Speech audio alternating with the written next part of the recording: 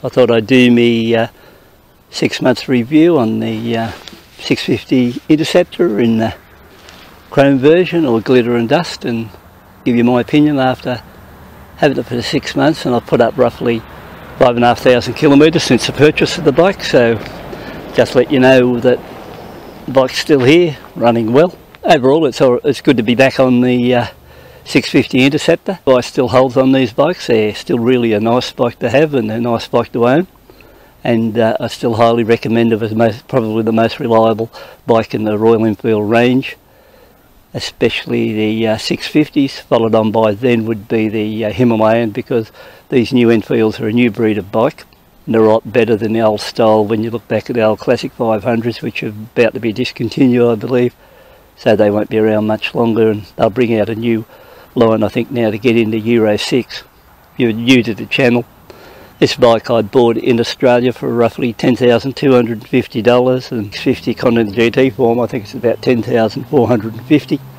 I've put a few extras on the bike since I've had it, and I could just go through those quickly. I put a short fly screen. I did have the high and low, the high fly screen too, but I tested both high and low.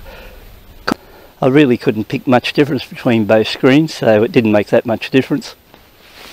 So in the end, I just, for cosmetic reasons, just left the low on it and kept it at that. Oil cool protection cover on it. They look pretty good.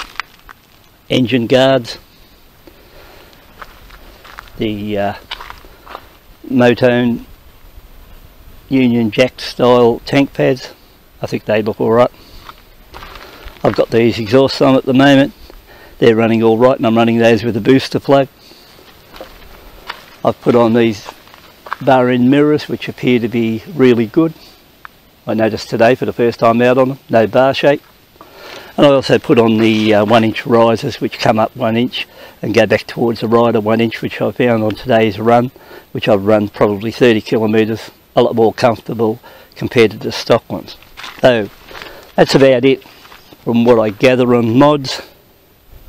And I did find today out on the road this bike. I hadn't been on this bike for possibly 6 or 7 weeks, and the ride, you know, the ride is really nice on the bike, and I noticed my handlebar mod worked out pretty good with those Motone bar risers, so that worked well. Now, to give you an idea on this bike, when I bought it from scratch, I ran it in easy. I think for the first 100 mile or kilometres, 150, I just kept it at 3,000 revs and took it easy up to about 50 mile an hour, give it a few heat cycles, and at 500 kilometres I did the oil change myself, and then also did a valve adjustment myself, and that worked out pretty well. I had a couple of niggles at the start. The first one was the bike didn't want to go from 5th into 6th gear. It'd go, that's in the up change. On the down change it worked alright, but that 5th to 6th gear was a problem. The other problem was, I noticed with the Pirelli Phantom tyres at around 70 or 80 kilometres an hour, sometimes a bit of a slight wobble had come into the front of the bike, and I later learnt that these particular bikes, although they were shod with Pirelli Phantom tyres, they weren't actually shod with the best Pirelli Phantom you can buy, and I think they were either 1 or 2 mil down on the tread depth. I'm not sure the quality of the rubber, but they just weren't as good as quality as the genuine stuff. Even though they were branded Pirelli Phantom, I think they were made in South America, somewhere in Brazil, but nowhere near as good as your good tyres made by that company. So those for the couple of areas where I had a slight bit of drama, but we'll go through the bike now, step by step sort of thing. So brake wise, brakes are not too bad on this bike. I wouldn't say they're the best I've ever handled. I don't think they're anywhere near as good as what's on that KTM, but as far as coming out today and applying the brakes on it, the brakes work well, and they're above what I think what you'd find on your classic or some of the other ones. So they do perform well for these bi-bris, but they're you know, good as far as they will bring you down, but not as good as what I've been using for the last couple of days. There's been a slight bit of vibration in this bike in the handlebars, but nothing really drama. It's more like a little bit of a buzz, similar to what you'd find in a CB500X, but not as severe as what you'd find in that particular bike. So, and nowhere near as what you'd find in the classic. So it's a very mild buzz on these bikes with virtually no vibration in the foot pegs. I also found when I first got the bike, and a lot of people do, that the riding position's a little bit too far of a lean forward. For me, 5'9", about 75 kilos, the idea was from motone to get onto these bar rises, which come up 1 inch and, like I mentioned earlier, 1 inch forward. They came in at around about $300 to get them here to Australia, supply and freight. And on today's run, they appear to be going well, and I don't know if it made any difference or not, but I actually didn't feel any vibration in those bars today with those high rises on. And this is my first real ride with those bar rises on, and I'll look into that when I go into a further ride anyway. But you know, who knows, that lift away from the head area on that bike may have helped that. These mirrors though, they're like, once again, I could see out of those quite clearly, and sometimes I've had a bit of problems with mirrors with vibrations that hasn't worked out too good, and you can't see out of some mirrors, but I could see out of these pretty good on the trip.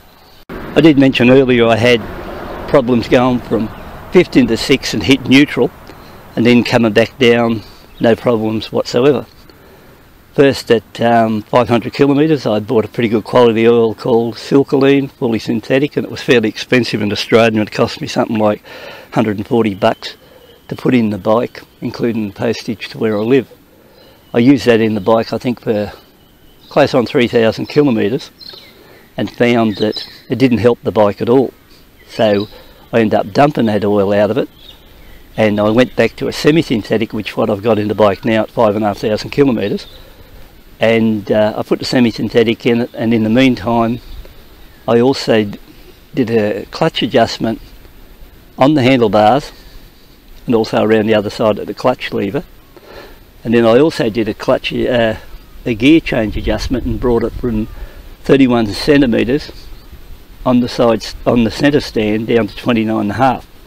Now between those three moves, I don't think the dropping of the gear lever helped that much, but somewhere between that and I think the clutch adjustment, and maybe the oil too, so far it eliminated, or it appears to have eliminated, the false neutral between 5th and 6th change. And even today when I was coming out here, I was moving it a little bit quick down through those bends there to try it out from yesterday's run, and so far on today's run I haven't experienced any neutral hits, and I don't think I've hit a neutral now for quite a while. I think at one stage I actually did a fuel economy run on this bike, or I did a fuel check, not so much economy run, and I came in at around that, I think it was around that 30 kilometres to a litre, and that would have been cruising. I don't really go speeding on this bike, so that would have been cruising, I'd say average speed around 100 kilometres an hour or 60 mile an hour, so that's about what that one would have been, so that's the average run. Now apart from the incident with the neutral and the Pirelli Phantom tyres, I really haven't had any major drama with this bike compared to some of the Enfields over the years I've had quite a lot of problems with. So it's been a very easy run with it. It's just a matter of a bike where you can come out, turn it on, press the starter, give it a couple of minutes of warm up, jump on it, and you can honestly say to yourself, I might go for a 100 or 200 kilometre run, and you can go there trouble free with no worries about whether you're going to break down or something like that on the way, which is always in your mind with some of these bikes, whether you're going to go out and whether you're going to get back. So with the Interceptor, I found I've never had any problem with it compared to other ones I've bought, brand new, and within 24 hours I'm starting to fix things that fall off them or pieces that break. But with this particular bike, you know, it's never been the case. It's been 100% reliable, and I think the most important thing with any of these bikes, especially Interceptors, would be, this would be the best advice I could give anyone thinking about buying one of these bikes, would be run it in easy, give it a few heat cycles, do a few oil and filter changes, and because that's the cheapest part of your bike, oil and filter. And I think long term, if you take it easy, you get plenty of chances later on when you got your bike to ride it along a bit quicker, you know, you'll be rewarded long term with a good bike. And so far I think this bike here, by the way it was going today, and like I said I haven't been on it for weeks, it appears to be a good bike and it's running along well. And I noticed those exhausts were banging along and making quite a bit of a racket. I was hitting along the road back there, so they're certainly belting out a few decibels. Like I mentioned earlier, I don't really ride this bike hard or fast, even though I've put up nearly 6,000 kilometres. I don't think I've ever been any quicker than, I may have been 120 kilometres an hour once on it, but I don't think I've been any faster than that. But if you say what's it like, it cruises really easy at 100 kilometres an hour like I was doing back there prior to pulling up here. So it does that quite easy, and I think it could run along that. You just run along, loafing along like that, you know, for hours and hours, and it'd do it. So if you're wondering who this bike is really suited for, I think anyone coming back into the sport of sort of a motorcycle riding thing, and like, you know, if you hadn't been on the bike for quite a while and you wanted a nostalgic type looking bike to come back into, I think these are hard to beat, and I think they're pretty good value for money. When you look into that, once again we'll talk Australian dollars, around that $10,000 price range, there's not much you can go against. Like, you know, if you want something ultra reliable, well I suppose you could go for a Honda CB500X, but you know, when it looks at that way, you either go for a Honda or something like this. And one thing about this bike, when you do pull up, it gets plenty of attention. People like the bike, and you'll always get somebody come over and have a bit of a talk to you about it. If you want to talk to someone, you know, to talk to anyone, you don't stop, but or you park out here like I do to save anyone pulling up and talking to you. You can get out there and go for a bit of a ride, and you come back, and like I am now, you have a look at the bike and you say to yourself, it's not a bad looking bike for what it is. And the thing about it is, I've got no worries about it. I can go over there anytime, turn it on, press the button, and it'll start. So that's one thing when you get into something to that effect. You could jump onto your Honda or even the KTM, it'll do everything possibly better. But the thing is, they haven't got that sort of old world type charm like these bikes have got. And you know, these is like a dying breed to get a bike like this on today's market. There's very few around, and once the Classic moves off the purchase assembly line, you could say, well, that'll be one less, and that'll be a lot harder to get anything better. Anyway, I think that about concludes this 6-month review on this little bike I've had now, and still thoroughly enjoying it. And I can head off back home. I think it's only around about, even though the sun's out, it's only around about 6 degrees out here, or 5 degrees, and it's fairly bitterly cold with this wind that's been blowing off the mountain since yesterday. And I think I'll head off back home and call this a wrap up, and hopefully somebody got a bit of benefit out of this bit of info on the bike. Maybe a benefit, or may help somebody make the decision whether or not they want to buy a Interceptor or the Continental GT650. Either way, if you go down and take one for a ride, I'm pretty sure that you'll get a bit of a thrill out of riding the bike, and it may sort of steer you in the direction of buying one of these great classic looking bikes. And I think if you buy one, you'll be pretty well rewarded with a bike that's a lot of fun, looks the part, and it doesn't matter whether you buy a chrome one or a solid colour or even the stripy looking colours, they all look good. And prior to this bike I had the ravishing red one. It was a nice looking bike too, so in the Interceptor. So as far as that goes, it's just what sort of, you could say, turns on. So once again, thanks for calling in, taking a look at the channel, and I'll probably do a more review on this one when I hit 7,500 Ks. But like I said, I think I've thrown 5.5 on the bike now. 5,678.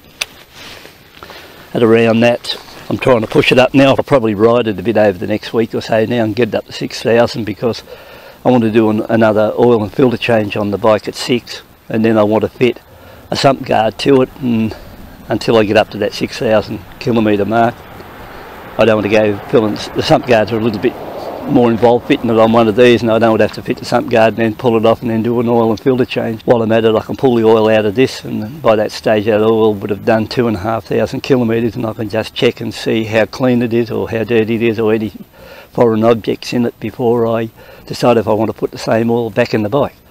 So apart from that, I might kick this thing in the guts. I'll let you have a listen to it with this sports exhaust on.